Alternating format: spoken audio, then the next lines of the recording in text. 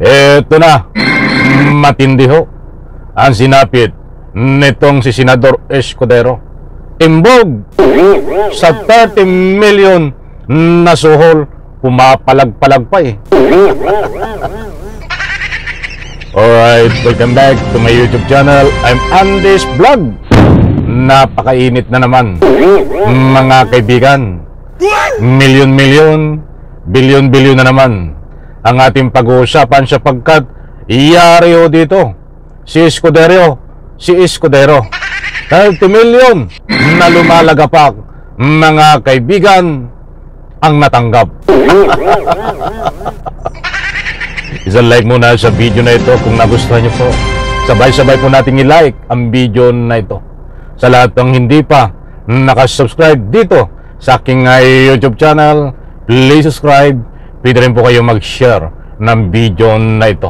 Mga kaibigan, importanteng mahalaga na malaman nyo po ito sapagkat usapin ng pera ng taong bayan ho ito ay pumapalag pa ho dito si Escudero dito sa di umano na suhol na 30 million pesos na tumataginting.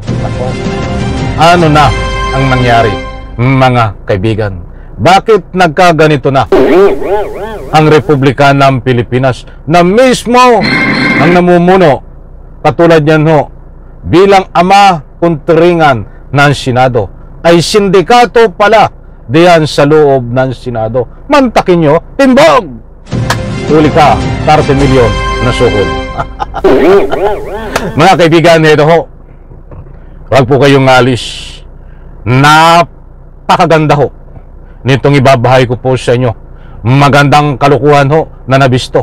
Ang kagandahan ho ay mabuti ho at nabisto itong kalukuhan na ito nang involved ay isang senador, 30 million pesos na tumataginting.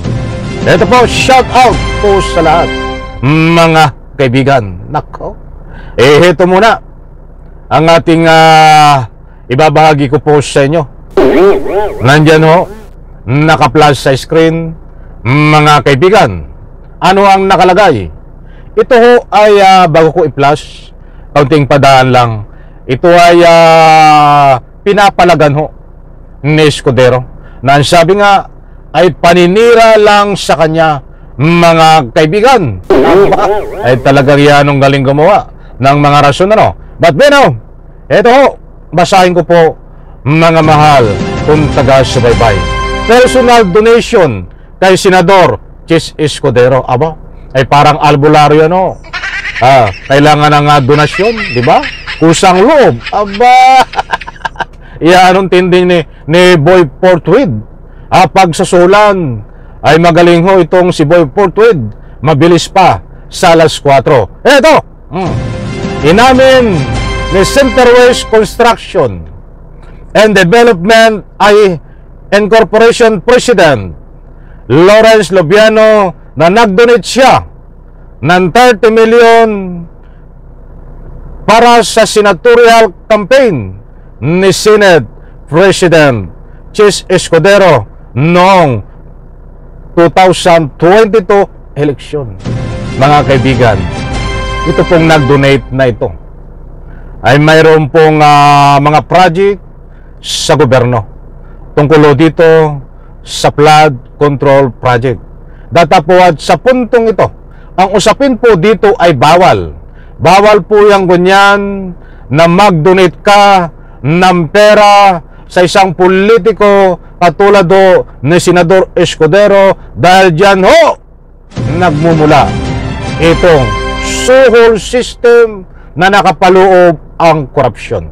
Kaya hindi po tayo nagpapakalat ng anumang fake news. Kung nasabi po natin na timbog, ibig sabihin ko ho, ay nung timbog ay nalaman at kinanta nitong kontraktor na president na si Lawrence Lubiano na nag-donate siya ng 30 million. Mga kaibigan, maraming ibig sabihin po ng timbog. Pinapaalala ko lang po sa inyo para hindi kayo mabiktima ng anumang fake news. Mayroon pong nahuli, hindi po nahuli. Ibig sabihin po yung naalaman at kinanta siya, itinuro, pinatunayan nitong kontraktor na ito na talagang nag-donate siya ng 30 million. Eto pa, ayon kay Lubiano, mayroong umiiral mayroong umiiral na government contract ang kanyang kumpanya noong mga panahong iyon. Paktay ka, lalo't mayroong umiiral na kumpanya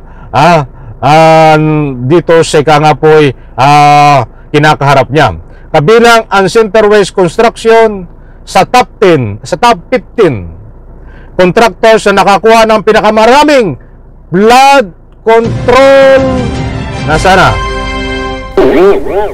nakakuha ng pinakamarang flood control project mula 2022 hanggang 2025. Ito pa, personal donation ko po kay Chis Escudero, 30 million, hindi po galing sa company yon. Sinong lulukuhin nyo? Mga palusot kayo. Sad niya sa pagdinig ng House Infra Committee sa flood control project na naganap po ang hearing na yan at nainamin nga doon nitong contractor na nakikita nyo po sa screen. Yan, ipapas ko na siya po ay nag-donate. Nandiyan po ang naganap na hearing diyan ho sa Kamara in the last 2 cycles of election 2022 to 2025. Kayo po ba ay nagbigay ng donation sa sinumang kumandidato, whether local o national? Ang sagot po nitong contractor na ito na makikita nyo nandyan ho sa screen, yes po, Your Honor, kay Senador Chis Escudero. Magkano po ang inyong na-donate sa kampanya ni Chis? 30 million po, maliwanag na 30 million mga kaibigan, na ayon ho na umiiral sa ating ika nga po'y batas, ay bawal na bawal ho yan, dahil ito po kung susuriin ay isang uri ng suhol. Bakit suhol ka mo? Kapag tinama ka na senador, ay pwede mong i-award doon yung project na flood control na ika nga po'y kapalit ng 30 million pesos na ibinigay kay Escudero. Maliwanag po, mga mahal kung taga-subaybay. Ang tanong, nandiyan na ho, mga kaibigan, napakarami na naglabasan ng matitibay na ebidensya. Mayroon na pong pag-amin na katunayan na nagbigay siya ng 30 million. Ano po ang kahihinat na nito? Dito muna tayo dumako kay Escudero. Ano ang magiging punishment nito? Ano ang ibibigay dito na parusa, mga kaibigan? Sana ho, hindi ito dumating na sa isang iglap ay maglalahong parang bula. Dahil kapag walang nangyayari ho ito, mga mahal kong taga-subaybay, ang problema dito ho ay sa administrasyon kung paano parusahan ang kanyang nasasakupan sa pamagitan ng legal na paraan na dapat tayo nananawagan sa ating kasalukuyang Pangulong Bongbong Marcos na bigyan ng ngipin itong batas na ito na kailangang may parusahan dahil napakarami na ang matitibay na ebidensya na lumalabas na sindikato diyan sa Senado na sila ay sangkot dito sa milyon-milyon, bilyon-bilyon na flood control project na yan ho ay pera ng taong bayan na instead sa halip mapunta sa pagkontrol ng baha ay napupunta lamang sa mga bulsa ng bawat isa. Maliwanag ko dito, timbong nalaman ang 30 milyon para kay Escudero na di umano ay isang uri ng suhol. Sa like ko sa video na ito, maraming salamat. Bye.